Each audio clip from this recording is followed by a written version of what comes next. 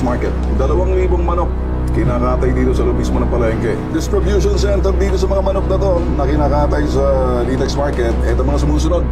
NEPA, QMart. Ayan. And then, nasa Commonwealth Market. Ayan. Of course, andyan, wet market na to. Andyan. Litex. Litex. Wala bang nag-inspeksyon pag dumating itong mga manok nito? Yan ang magandang tanong. Pero ito'y dahil sa tip na laman natin. Itong katayan na to may tinatagong baho.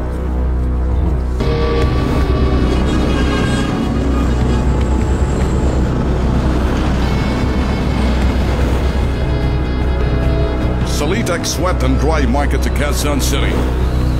Isang tip ang aming natanggap mula sa isang concerned citizen tungkol sa katayan ng manok sa loob mismo ng palengke. Kasi sobra po yung dugyot po niya, tapos yung amoy, umalingasaw yung amoy. Yung lansa po ng manok, dumadalay po dun sa may daanan namin. Amoy, para yung patay na po daga yung amoy ng basura nila. Para kumpirmahin ang sumbong, kilos prontong pinuntahan ang Bitag T3 ang lugar.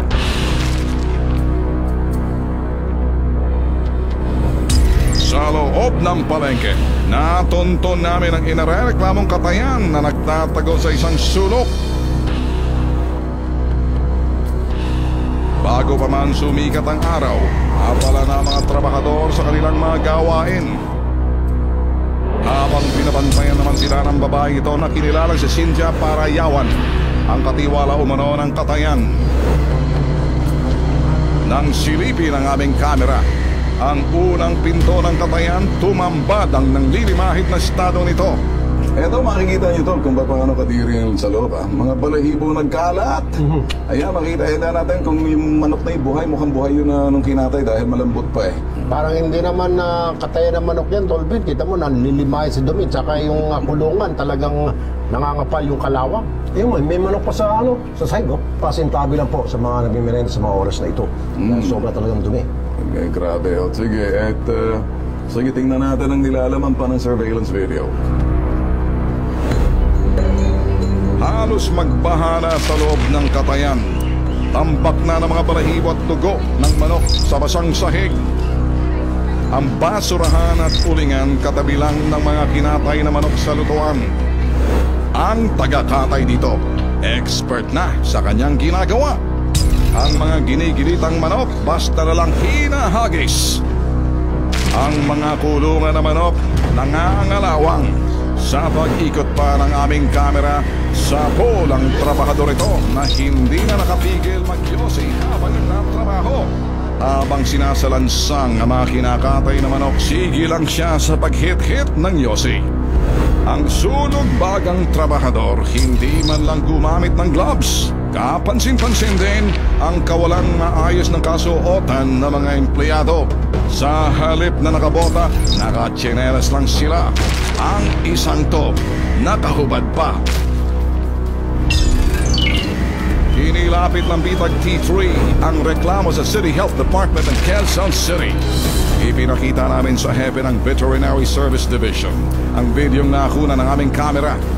Kailangan siyempre kung ikaw yung nagkakatay sa loob ng katayan, dapat na-observe mo rin ang personal hygiene. Dapat ikaw may apron para yung mga pawis mo hindi direkta na nakakatouch dun sa mga pagkain na hinahawakan mo. Nakapusod ang buhok mo o may hairnet ka, may bota ka, at bawal manigarilyo sa loob ng katayan.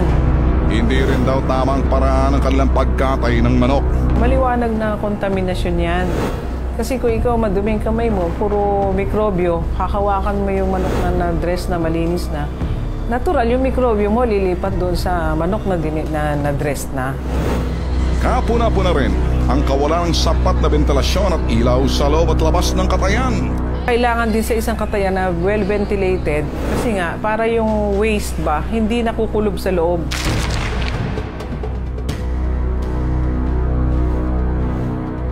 Dahil dito, ikinasa ang isang inspection sa katayan ng Veterinary Service Division kasama ang Bitag T3. Pero pagdating dito, tapos na ang operasyon ng slaughterhouse. Maging ang mga empleyado at katiwala, missing in action na rin. kahit sino mandidire dumikit sa pader nito. Hindi rin nakaligtas sa inspeksyon ang mga sakong ito sa ilalim ng lababo. Mga dumi at balahibo ng manok ang laman nito. Ang katas daw nito ay maaaring sanhi ng pangangamoy ng katayan. Sako ng basura, dapat wala mismo sa area ng slaughterhouse. Dapat ilabas nila yon. Agaw pansin din ang nanlilimahid na drum na may dugo pang nakalimutang punasan. Aminado naman ang pamunuan ng Litex Market na sakit talaga ng ulo ang katayang ito. Ilang days na may umakyat sa taas, may masangsangang amoy. Kinausap ko yung matiwalang na may-ari na pagka ganyan na hindi nyo nililinis, papasara namin yung katayan nyo. Sinubukan ipatawag ng mga inspektor ang may-ari ng nasabing katayan, pero hindi raw ito sumagot sa mga tawag.